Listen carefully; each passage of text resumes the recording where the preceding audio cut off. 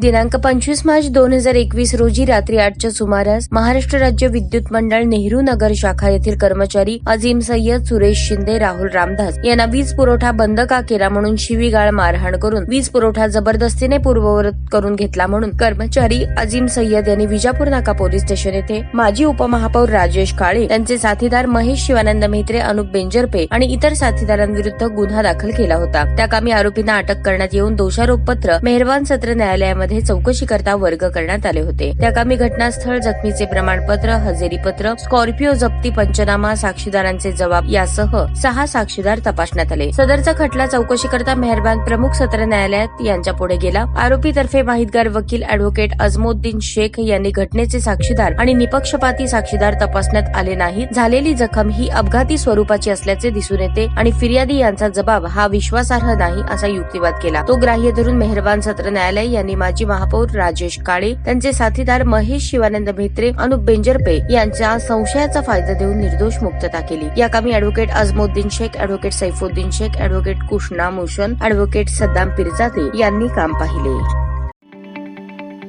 ताज्या बातम्या पाहण्यासाठी प्राईम महाराष्ट्र न्यूज चॅनलला सबस्क्राईब करा.